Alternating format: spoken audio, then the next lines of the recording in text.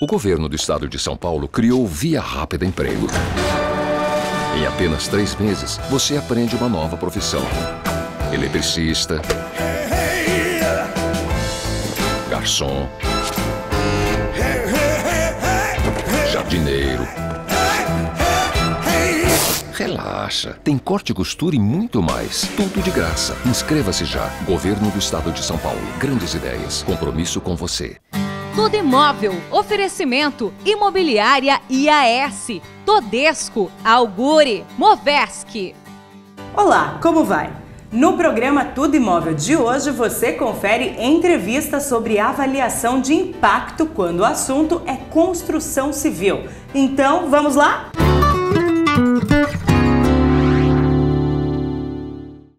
E como eu falei hoje, vamos abordar a questão de impactos. E para falar sobre o assunto, eu recebo nos estúdios do Tudo Imóvel Renan Poli. Ele é biólogo, advogado e especializado em questões ambientais. Obrigada pela presença. Obrigado, Alice.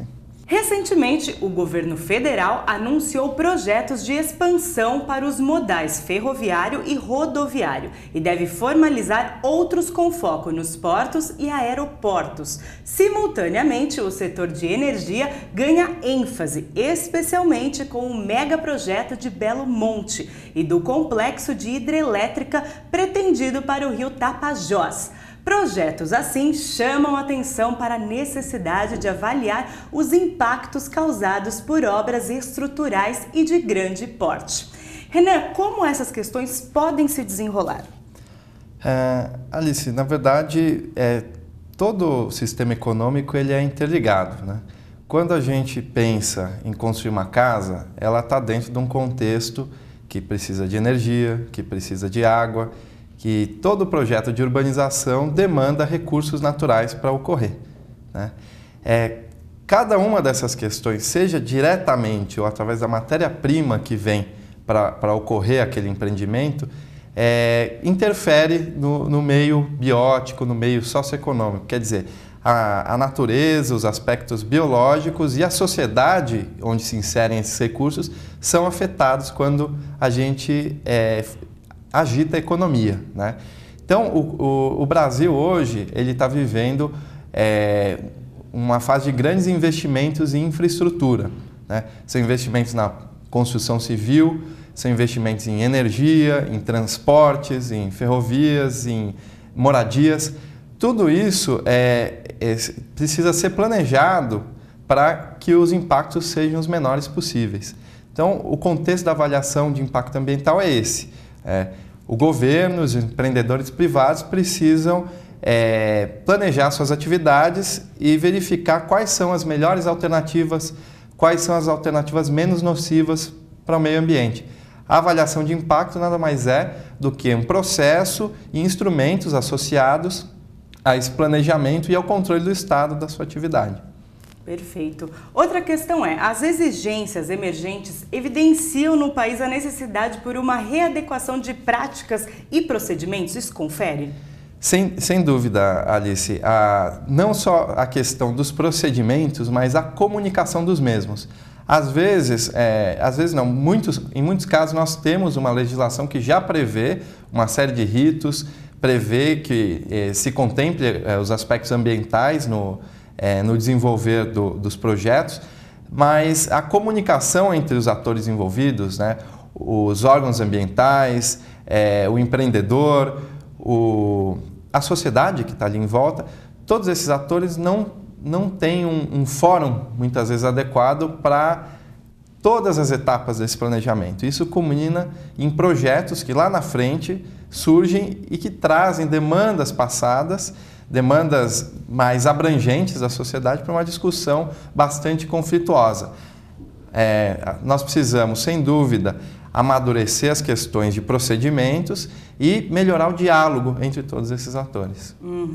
Outra questão nós sofremos interferências climáticas drásticas, isso é verdade? Isso é uma questão bastante polêmica. A avaliação de impacto ela não escapa desse assunto, mas ela é comumente mais tratada em esferas mais macro de planejamento, em programas, em planos e políticas públicas, né? A questão das mudanças climáticas ela tem sido bem consolidada pela Convenção Quadro de Mudanças Climáticas e o Fórum Permanente, mas a questão academicamente ela ainda é controversa, tá? Não posso aqui te dar, não é a minha especialidade mudanças climáticas, eu não posso te dar uma posição tão firme, mas sem dúvida existem muitas evidências e muitos estudos que indicam a mudanças climáticas acentuadas pelo agravo do efeito estufa, pela aceleração do consumo e emissão de gases do efeito estufa. Isso é um processo que tende a piorar, não é mesmo? Tende a piorar e assim, quanto mais a economia é acelerada de forma não planejada, a situação se agrava. Se a gente não pensa numa logística adequada para escoamento de produtos, de recursos, se as nossas construções não são pensadas com eficiência energética, com conceitos de sustentabilidade, sem dúvida isso vai agravar a questão dos gases de efeito estufa e as mudanças climáticas. E como é feita esta avaliação de impactos em países de língua portuguesa? É diferenciado? Bom, estamos essa semana num congresso de avaliação de impacto, junto com a conferência da rede de países de língua portuguesa de avaliação de impacto. A partir de amanhã, nós vamos trazer a discussão, tá vindo aqui para o Brasil uma delegação de diversos representantes de governo em língua portuguesa, preponderantemente da África, né? E isso vai ser trazido à mesa. O que cada país pode contribuir, quais são as diferenças entre cada um dos procedimentos em cada um dos países, né? Isso faz parte da troca que a gente vai ter essa semana. E quem quiser participar, como é que faz? As inscrições estão abertas, hoje elas podem ser feitas diretamente no credenciamento, né? Tivemos durante a semana até hoje cursos técnicos que encerram hoje, mas a partir de amanhã conferências. As inscrições estão abertas, no Centro de Convenções Rebouças, fica em São Paulo, na Avenida Rebouças, número 600. Pode acessar também o nosso site para obter maiores informações, que é www.avaliaçãodeimpacto, sem o tio e sem o cedilha.org.br. Renan, muito obrigada pelas informações e pela presença, é claro. Eu agradeço, é uma oportunidade muito grande estar aqui em nome da Associação Brasileira de Avaliação de Impacto.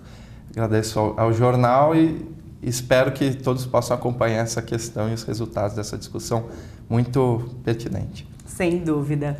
E nós ficamos por aqui, mas continuamos em nossas mídias sociais e nosso canal do YouTube. Amanhã acompanhe o programa Auto Diário às 9 horas. Imperdível. Até mais!